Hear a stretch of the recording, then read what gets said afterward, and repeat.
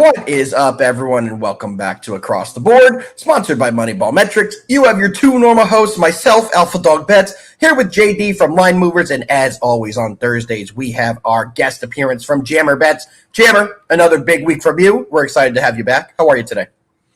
Doing great. A little doomy and gloomy here in Pittsburgh, but no place I'd rather be than right here with you two. Feel the same, brother. It's also doomy and gloomy here in New York. More to come on that. I live very close to Giant Stadium, so I can kind of give you guys what we're seeing for the weather today. JD, another day. How are you today? Another day, man. Great. The Braves game yesterday, it was actually canceled. With that. And actually today's game, both have gotten moved to actually Monday now. And your two most important games of the season being actually played on the same day, the day before the playoffs start. Not a big fan of how that happened. But I mean, like, that's something that we just can't actually control. It sucks, but yeah, we're actually gonna get that done though. So. Absolutely. And fellas, we've had some movement in the wild card race for the playoffs in MLB. We talk about this every day, especially this week because we're coming to an end. So quickly, I just want to go over the standings that we're looking at. For the AL, currently, the Tigers and Royals both won. They're both sitting at 84 and 74. They are both in the playoffs right now with the Orioles already clinching a wild card spot. So those are the final two that look like they'll probably make it. Couple teams have not done as well. The Twins are falling back a little bit. They're now 82 and 76, and the Mariners are 82 and 77. So the Mariners are 2.5 games back from the final wild card spot, while the Twins are 2 full games back. We take a look at the NL wild card, and JD, it's getting crazy because of the whole Mets-Braves fiasco. They have to have a doubleheader to decide it here. Right now, it's only 2 games keeping the Braves out, 1.5 between the Mets. But when you look at the Braves versus the D-backs, the D-backs have an 88 and 71 record. The Braves have an 86 and 71. So the Braves are 2 games back in the win column, but they're even on losses. So the Braves definitely have a path to make it. JD, you are our resident Braves guy. How do you feel about the doubleheader? I know we spoke a little bit earlier. How do you think this is all playing out, and do you like the Braves' chances to still get in the playoffs? Yeah, just like I said, I really don't like the way that this has turned out. But I would assume we're still going to have Sale starting actually game 1 and actually then probably Fried going in actually game 2. So, I mean, like, it still going to set up well. Absolutely. It's just tough in doubleheaders. It's not really fair to have a season. They've played all these games, all come down to a doubleheader. They really should have probably figured out the scheduling a little bit better than they did. But, hey, as somebody who's not a fan of either team, I'm looking forward to the drama. I'm looking forward to the doubleheader, so it will be a good thing to watch. And, guys, that's a great segue to get into our first breakdown of the day. You guys know what we do around here. We have to at least break down one MLB game because the show was built on MLB. We love giving you guys the plays. So you guys want to dive into our one MLB breakdown of the day? Yes, sir. Let's do it, fellas. Game we're going to be breaking down is going to be the Padres, who are taking on the Dodgers yet again. Pitching for the Padres is Joe Musgrove. Musgrove is 6-5 with a 3.95 ERA. On the other side, Walker Buehler. Buehler's coming in 1-6 with a 5.63 ERA. Both these guys have been hit with the injury bug this season, but yet again, this is another big game. Jammer, we'll start with you. What do you like in the Padres-Dodgers tonight in the late game first pitch? Man, so this series has already been crazy. I don't know if you guys watched the game last night or not, but what was it? Tuesday night, game ends on a game-ending triple play. Padres clinch a playoff spot. Last night, we have some back and forth action between Shohei Ohtani and Fernando Tatis Jr. I mean, just 2 star-studded lineups. The pitching matchup might be a little sloppy with the injuries that they face this year, but I think we're still in for a hell of a game tonight. We got 2 of the best teams since the All-Star break. Padres being number 1 with a record of 41 and 18. And the Dodgers being close third with a record of 38 and 23. But, man, the way that these Padres have battled since the All-Star break, I think it's just really going to be tough to beat these guys. And I just think that MLB could use a little, use a little bit of action here towards the end of the season. Maybe tighten up that lead that the Dodgers have in the NL West, kind of make things a little interesting to end the season. But like you said, Joe Musgrove is he had a little injury bug in the beginning of the season, but since he came back, he's had 8 starts with an ERA of 2.05. So he's pitched well since he came back. Walker Buehler on the other side, he's had a series of slip-ups. He's been 1-6, like you said, ERA over 5. Dodgers won last night, but I think the Padres have been the better team, and as long as they avoid Shohei Ohtani in those big spots, I like the Padres tonight. Give me them at 1 near even better. Yeah, if I were to pick a side on this game, it would be the Padres, but I'm targeting a total here. We say it with these games all the time, and we've seen both of these first two in the series go pretty under. First game was 4-2. Yesterday was 4-3, and I think we're going to see another under here. It's a playoff-type atmosphere, a playoff-type series, and these games tend to be played a lot lower scoring than some of the scores we see towards the end of the summer, early September. These playoff-type atmospheres, a lot lower type of games. Give me the under 8.5. It's definitely going to be a best bet, and I definitely think it's the best play on the game. JD, our only MLB breakdown. What do you got? Yeah, just actually like Jammer said, I think that this is definitely a Padres spot. I was when I woke up, I was actually shocked to see this line where it was. I actually sent out to clients at Padres at actually plus 112. It actually has moved some now. I actually still like it anywhere up to around the -1, like 25 range. I actually doubt it gets there, but because of them actually being the actual underdogs too, as far as their team total, it is actually set at 3.5. And once again, I sent that out at over 3.5 at -130. I think that's bumped up a little bit now, but definitely still like that. And really, just actually like Jammer said, he actually broke this game down well. As far as actually Musgrove, since actually coming back from the IL, he's actually given up either 0 or 1 run in actually 6 of those 8 games. I mean, that's great. I mean, you can't do much more than that. You love that with a starting pitcher. Yeah. And then as far as Walker on actually the other side, he's just not been the same guy. Let's see here. He's actually given up at least 3 runs and actually 12 of actually his 15 starts. So, I mean, as you can just tell, he's just not the same guy now. And this is another spot where I think the Padres are going to be able to put up runs. And then once again, I think the Padres are going to be able to hold the actual Dodgers down. So yeah, give me the Padres on the money line and give me their team total over 3.5. Let's see the Padres win this game 5-0. I think we'll all be happy with that result. So let's get an under. Let's get a big result from the Padres. And guys, you know what time it is. We are back. It's time to get into football. No more baseball today, so let's dive into the first game of the day, which is the Disappointment Bowl. Oklahoma State is taking on Kansas State. Both these teams last week had some pretty terrible performances. Cam Rising was ruled out right before kickoff for Utah, and then Utah absolutely took it to Oklahoma State at Oklahoma State. It wasn't really a game. The final score showing that it was 22-19, but if you watch that game, you know it was a complete domination from Utah over Oklahoma State. On the other side, Kansas State, the darling of this show. We talk about them every week. Somehow they're in big games every single week, but Kansas State had quite a crushing defeat, 38-9 at BYU. So, Jammer, we go in this week. Both teams need a bounce back. Who do you like in this spot? So, man, we talk about Kansas State every week, and, I've been big on them every time that we talked about them. But the only thing I can say about last week is just weird things happen under the Utah lights. I mean, we all watched the game. At least I would assume we all did. Yep. Kansas State looked dominant for the first 20 minutes of the game, but then, you leave to go to the bathroom, you come back, you missed a scoop and score, 2 picks, a punt return touchdown, and you're just completely lost. Like, what even happened while I left? It's just like they just completely lost control of what was going on their end. But, sometimes that can happen on the road. Not going to blame the young quarterback, the young team. we forgive them, and we're probably going to be back on them again this week. But like you said, man, both teams also had a little slip up here and there.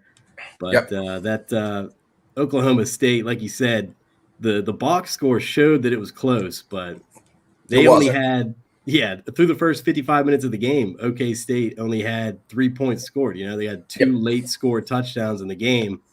Yep. I mean, that's just, you don't see that in the box score. You actually had to watch the game to see, but absolutely. I like K-State. I'm just going to ride them and Avery Johnson again. I just think that this OK State team is a little overrated, and I think that we had a little hiccup last week on the road for K-State. I think they figure it out this week. All right. JD, we'll let you go here. What do you like in this K-State, OK State game? Yeah, Jammer just actually broke that game down great. Last week, actually, both teams just had like horrible games. But just like you said, the box scores really don't show what actually really like happened there. Absolutely. And as far as this actually like Oklahoma State team, I really don't get it, man, because they are built so well to run the damn ball, and they just can't get it going yet. And to me, it just doesn't make any sense. But that's all I have to say. It just really does not make any sense to me. For sure. And as far as in the Kansas State game, that actually like sequence there, that was like a 2-minute stretch there where the game they had the lead, and then all of a sudden they were down like 20 points within like such a short time frame. It was just nuts. To me, this comes down to, of these two teams, I think Kansas State is the better team, and they are more primed in this spot to actually like come back and have an actual like bounce back game. Once again, the model loves them. I have them here as actually 8-point favorites. Love it. So for me, I just have to play them. I believe they're at -5. I am actually definitely going to play them.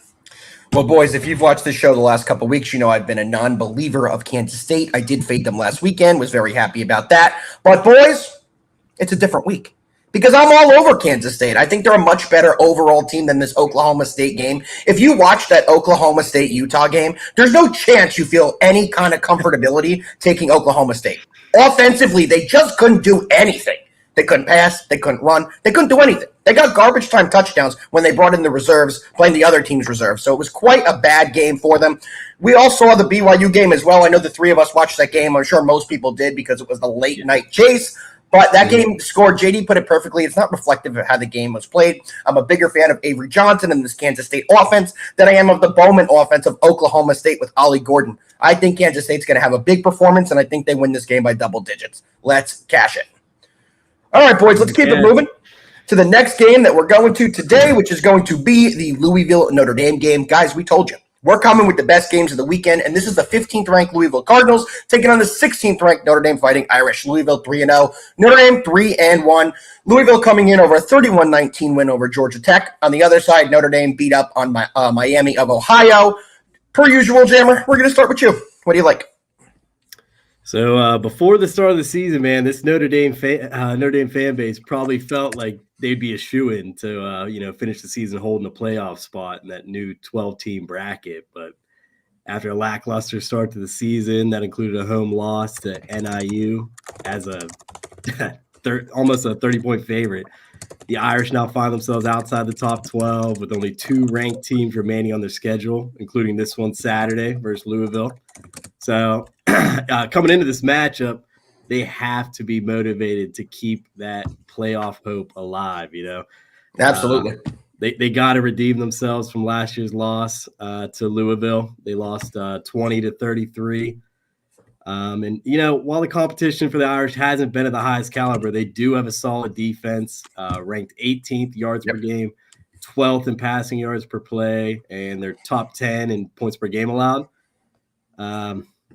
So I think that they should come in this game very, very, very motivated against Louisville, who will be missing their second best wideout, Jaden Thompson. He suffered a knee injury that's going to make him miss probably the remainder of the season. I'm looking for Notre Dame's young defense to step up to the plate. I don't really have a lean towards a side on this game, but I do think that I will be taking the under. I think it's 45.5 in this game. Good news for you, 46.5. You get an extra point. Bump it up. We like it. 46.5. Well, there's a reason I know that number, and there's a reason I know exactly what's all over that, because I'm on the same exact play you are. I'm on the under 46.5 in this game. Riley Leonard doesn't do it for me. I've watched this guy play time and time again, and when they play real competition, real defenses, he has not looked good. He's crumbled under the pressure. He was supposed to be one of the biggest transfer quarterbacks of the year. He was supposed to be dynamic and electrifying this Notre Dame offense. He has not done that. And until I see that, I cannot back this offense. You put it perfectly. Both these teams are pretty solid defensively, and I do think we'll see both teams keep the ball on the ground to try and limit the other team's possessions. That is the game script to get this game done, and I think this game goes comfortably under the 46.5. JD, we'll kick it over to you. What do you got? You know, just actually like you just said, Louisville wanting to actually run the ball. They can want to run the ball all they want. They just can't fucking do it. They just can't. So this is going to be a pass heavy actually like offense here.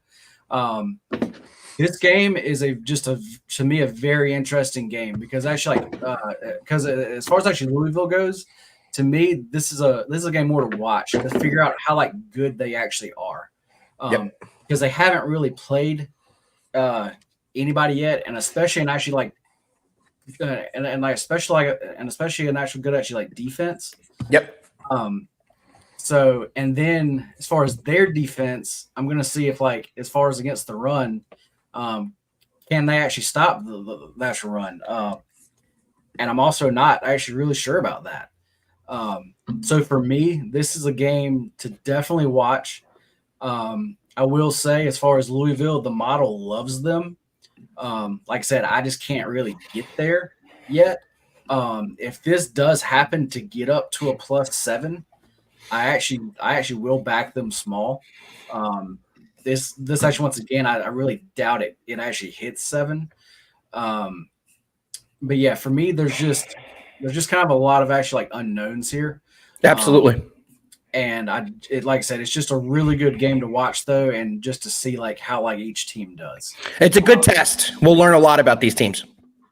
Definitely. All right, guys, let's quickly go to the comments. We have Jolly Raj in here who tunes in on all of our football shows. We appreciate you, brother, saying Notre Dame offense can't produce. We agree with you. Defense is solid. Exactly what Jammer said. I agree with you 100%. Diamond Dog, our boy who's here, feels like every day. We appreciate you coming and stopping by. If you stop Riley's legs and make him play in the pocket, you can cause some turnovers. We've seen that this year. 100%. I agree with you 1,000%. He was supposed to be the savior to this team and help lead this Marcus Freeman team to the playoffs. I'm not sure if they will. Guys, if we do move to the next game, we do have a question from Diamond Dog as well. Do we think Notre Dame is going to make the playoffs? JD, I'll start with you.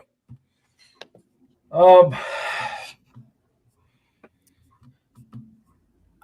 have like the worst schedule. That's their only like benefit. With their actual like quarterback play being so poor, it's tough to say yes. But just like you said, with the schedule they have, definitely sets up well for them. And with the format the way it is now, they actually probably do. See, I feel the opposite. I think they stumble. I think there's going to be a game that they stumble on their schedule. When you take a look, their last game of the year on November 30th is against USC at USC, who's ranked currently 13th. Unfortunately, I hate to say that because I know one of our viewers, Jolly Roger, is a massive USC fan, and I know you're in here, so I don't like to say that, but I can absolutely see USC derailing this Notre Dame run down the stretch. They also have a couple tough games. Who knows what Florida State's going to be in the middle of November? Maybe they get it together, and they also play a very tough Georgia Tech team that has a very good defense. So more to come. I personally think that they will stumble on the way to the playoffs. So I do not think they will get in. Jammer, you think they get in? I don't know, I'm over here looking at their schedule, and I do see a bunch of winnable games, but that they have to go perfect. Game, yeah, they have to go perfect. That final game on the road, like they got a couple easy road games leading up to that, but yeah, that final game, that's really going to be a big deciding factor for me, and it's almost tough to say right now. And we really don't know how the 12-team playoff's going to work. How are the selection committee, what kind of drama are they going to come up with, to get people talking? Hey, I'm going to go. You never know.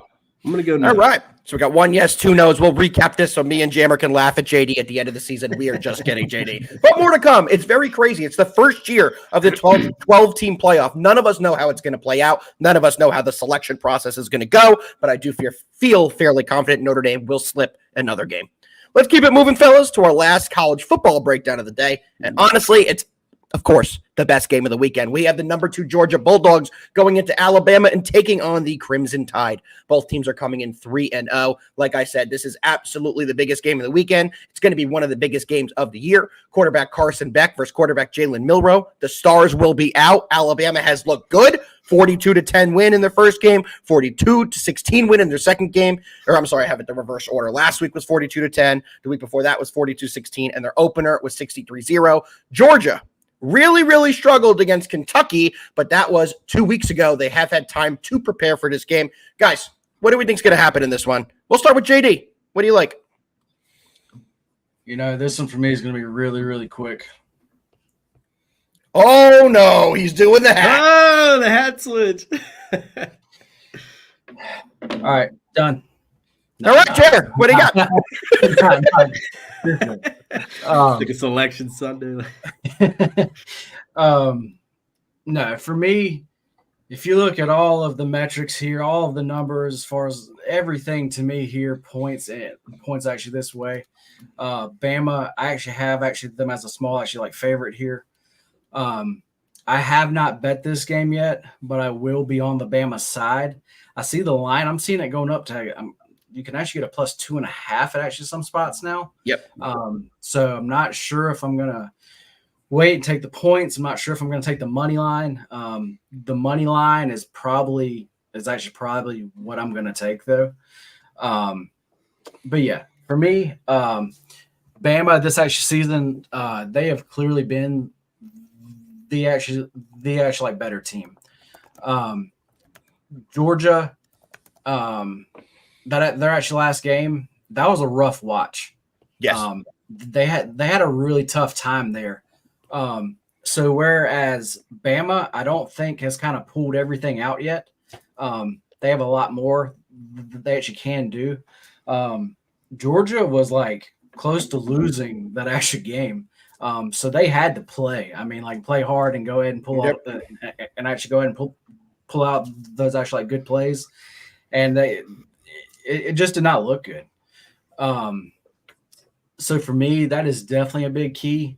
A biggest key for Georgia here is really actually as far as Milroe goes, is actually can they stop actually his actual run game? Absolutely. And I'm gonna have to see it. I actually don't think they can. So that's a big key for me. Then on the other side, the biggest key really is for Bama to actually Bama to actually stop the actual Georgia actually run game, which I think they have a better chance of actually doing that. So for me, this just all sets up as actually one side here. So yeah, let's actually go ahead and make that an actual official play. Give me Alabama on the money line. Get that at +105 right now. Some good odds on that too. A plus money winner. Jammer, before I go, what do you like in this game? So, I mean, you spoke about Georgia's struggling versus Kentucky Wildcats, right? They won the game 13-12. I got a fun fact for you here. Since 2017, Kirby Smart's Georgia has only been held under 20 points once in a season and never back-to-back. So I do like them to put up some points even against a tough Alabama defense. Sometimes these trends don't always correlate together, but, you got a couple extra days to prepare for probably the biggest opponent you're going to face all season. Since Kirby Smart took the reins over the Dogs in 2016, he's 16-2 whenever he's had 7+ days to prep for the game, and he averages 36 points from the offense. So I do like Georgia to put up at least 24.5 points, which is what their team total is set at. I do like that. It's tough to go against JD here. I was leaning with Georgia here. No, it's not. I haven't gone yet, but no, it's not. Don't make me feel bad here. Then I was leaning towards taking Georgia, but then I see him put on the Alabama hat. I started getting a little intimidated over here. I get that. But I'm not gonna back down. You're right. I'm taking Georgia, double dip. Georgia team total over 24.5, and give me Georgia -1.5. I'm all over Georgia. I'll put it simply. I am all over Georgia on the money line. You can currently get the money line at a -125. To me, and I see a lot of you in the comments are posting this as well, big coaching advantage for Georgia here. This is a huge test to see who's the better coach and where the kind of shifting of power in the SEC is going to be. We all know that Georgia has a bad taste in their mouth over the SEC championship last game. They were perfect. They would have made the college football playoff. I think they would have won the college football championship if they would have won the SEC championship last year. So for me, I think it's a huge game for Georgia. Georgia should be able to go in there and get the job done. This defense is elite. I think they're going to confuse the Alabama offense. They'll be doing a lot of different blitz schemes, and I think they're definitely going to be able to get in there. This is going to be a great game. This is not my favorite play of the weekend. We all know this is the 2 versus the 4. And we're going on the road team here. I just think that we are going to see a big defensive performance out of Georgia and a huge game out of this offense as well. We need to see a big game out of Carson Beck as well. He was projected to be one of the best quarterbacks, and he has not shown it. I expect him to show out in this game. This is going to be a very good game, though, either way. Guys, there's so many comments in there about this game. We appreciate every single one of you. A lot of people are asking if Milroe is going to be a front runner for Heisman. We're going to plug this one real quick. I think so. If Alabama comes out, they win this game, and Milroe throws 4 or 5 touchdowns, how do you not have him as the front runner? That's my opinion on that. What do you think, Jammer?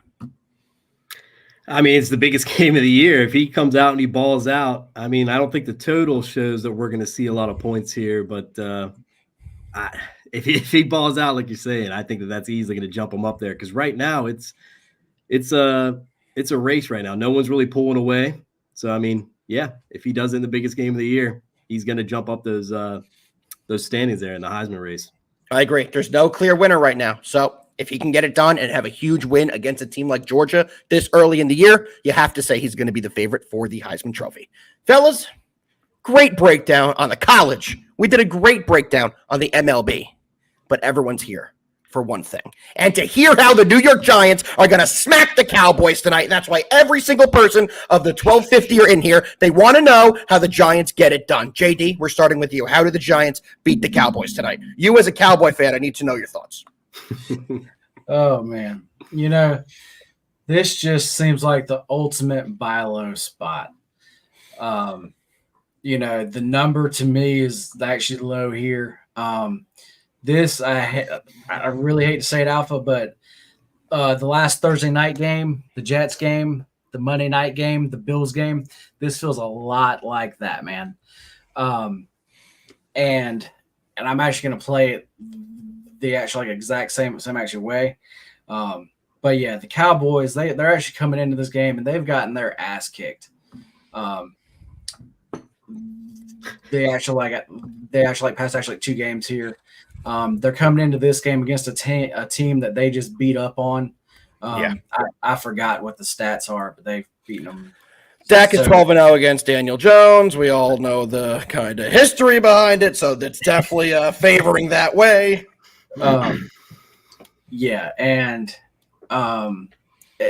Really, as far as their like really could not have played any worse yet. And I don't think that they are that bad. I mean, actually, they're not great, but they're not that bad. So for me, that is definitely a big key here. And like I said, they've gotten their ass kicked.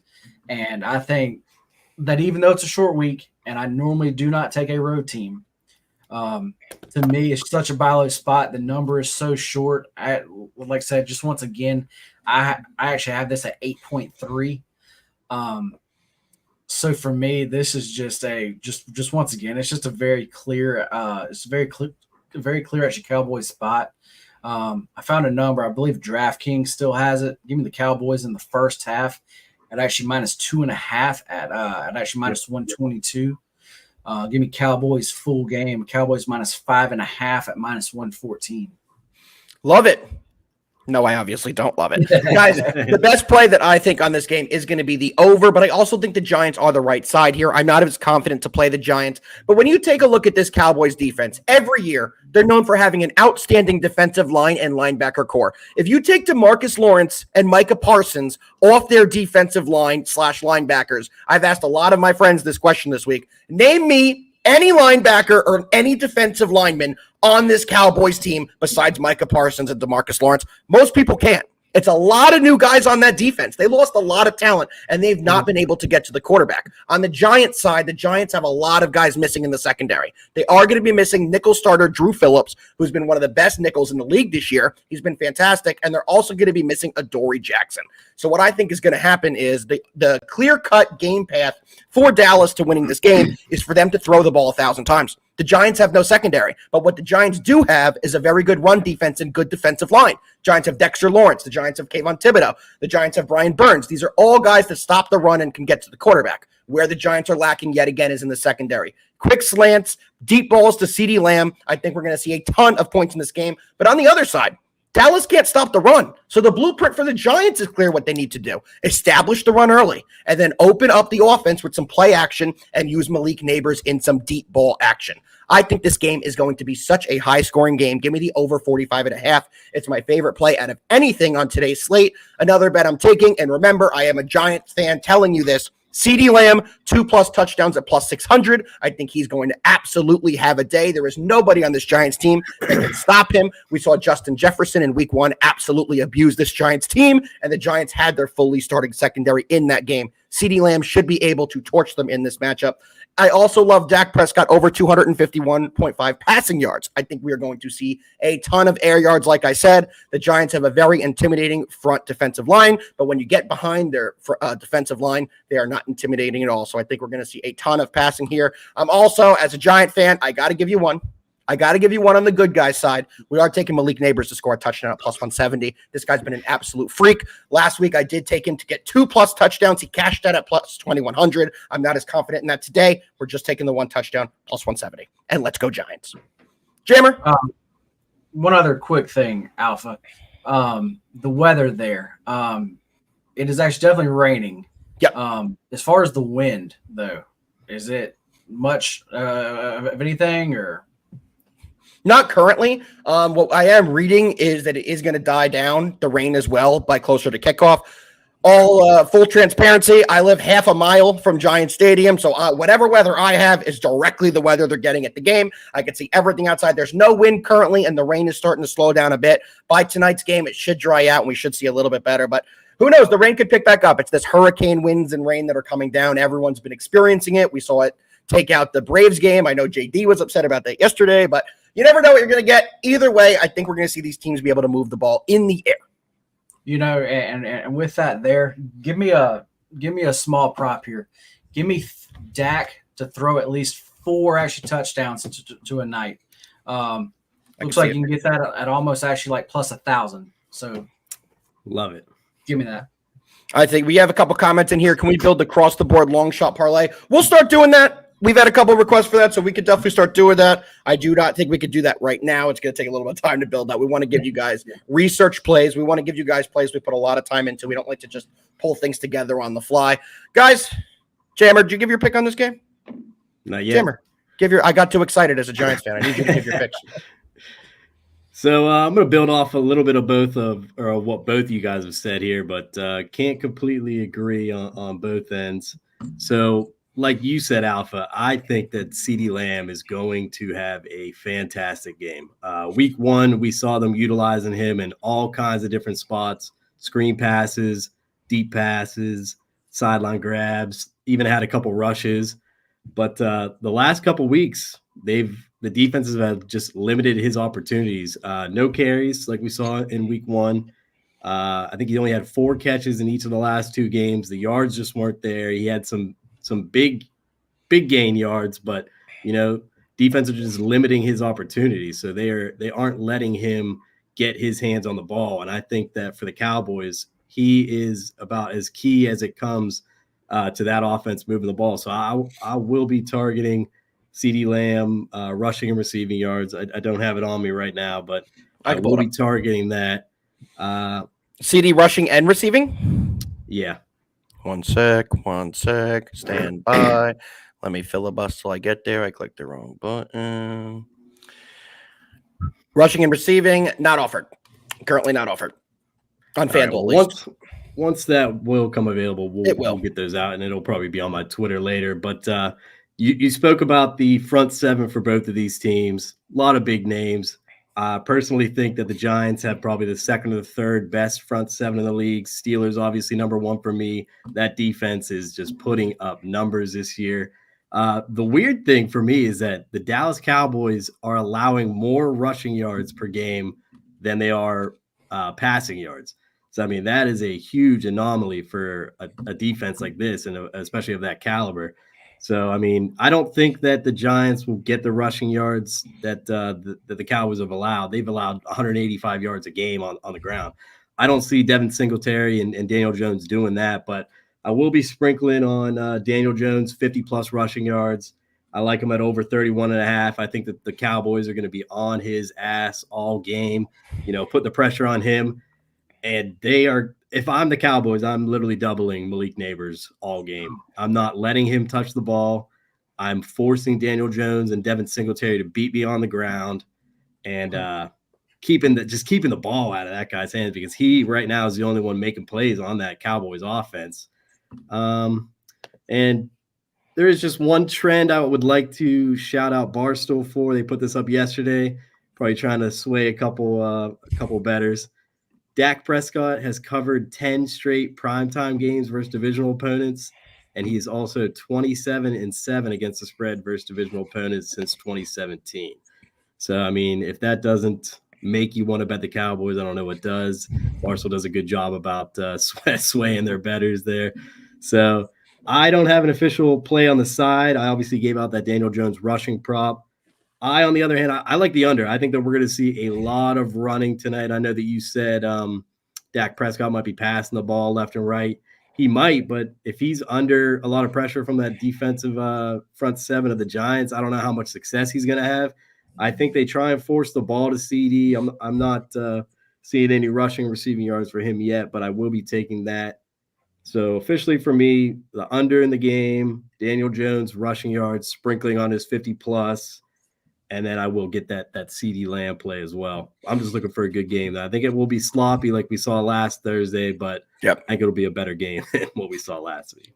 Perfect. So Jammer is on the Giants money line as his only play. I respect that. We'll keep it moving. My TV is turning on per usual. I don't know why it does that.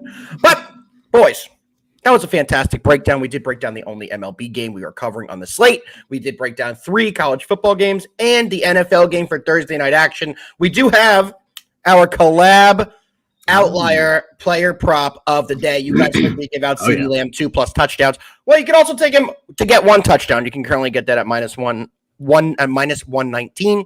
Guys, looking at how he's done recently in his last 10 games, he has cashed this 70% of the time. And like we said earlier, this is a big spot for him with the Giants having a very depleted secondary. If you guys are not on Outlier, make sure you guys are checking them out.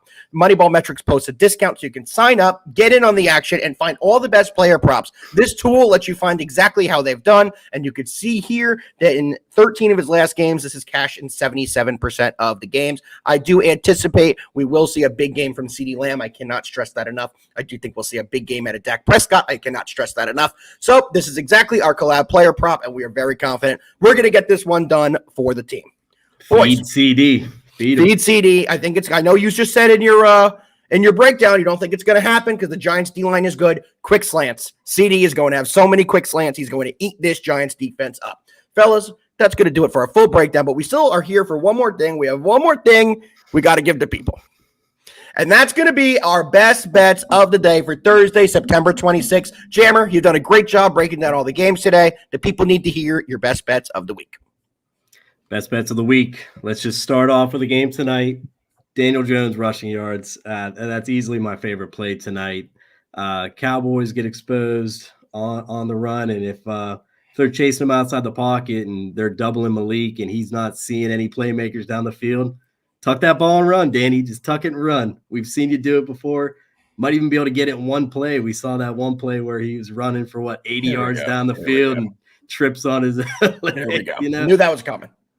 So that's my favorite play tonight. Best bet in there. Love the Padres tonight. I think me and JD were both on them. Yep. Let's spice up the end of this MLB season, give the people something to talk about. And then one more for the weekend. I'm loving Georgia team total over 24.5. Love to see them put up some points against that Bama team. Even if they're on the road, look for those boys to step it up and, put up some points and put the pressure on the Bama defense. For sure. I'll jump in here. Next, despite JD having the great hat, despite JD's hat plays being undefeated, I'm bucking the trend. Georgia money line at -125 is going to be my first official play. Second official play is going to be that over 45.5 in the Giants-Cowboys game. I think we're going to see a ton of points. I'm not going to go over all that again. Why? But I really think we see a ton there. And my final and third best bet is going to be under 8.5 in the Padres-Dodgers tonight. JD, the king of JDs, the guy who hits his best bets. What do you got for the people? Just over 1,500 people here, all waiting to hear your best bets. All right, let's start out with a little baseball. Gonna have to go with the Padres here. Like I said, the line has come down some. Shopping around here, looks like I can still get a +105, which I absolutely love that. So let's roll with that there. Then I gotta roll with the Cowboys tonight. I'm taking them first half and the full game. Let's just give out one of those. And let's just go full game here. Looks like at DraftKings, it looks like you can actually get a 5 now. So give me them at -5 at -110. Then for Saturday, I hate to do it, but you got to go with the boys though. Give me Bama, give me them on the money line, and I can get them at a +113 currently. All right. So next Thursday, we're going to have a lot to talk about when we first get back on with Jammer, because either some of us are going to be talking a little smack, and if you're not the one talking smack, I can promise you're the one probably who's going to receive the smack talk. Jammer, another fantastic show from you per usual. If you guys do not follow Jammer, you must follow him on X, on Twitter, on Bluebird, whatever the hell you call the app. Follow him. He's giving out winners all the time. He's a great friend of the show and gives out winners on the show every single week. Over to the comments. I want to thank every single person in there. We had an insane amount of comments. I tried to get to as many as I could. I couldn't even get to about half of them. You guys are fantastic. We will always try to answer your questions, so continue those coming. JD, we'll be back tomorrow with Across the Board, sponsored by MoneyBall Metrics, NFL edition, where we will be covering the entire NFL slate. Fellas, it's been an absolute pleasure. Everyone, if you're still here, jump into the MoneyBall Metrics Discord. It's free to join. There's free NFL plays being posted there today. Make sure you guys are in there. The best community and the best Discord out there. JD, say something to the people before we get out of here. You're not going to like this. Let's go Cowboys. Cheers. Show's over.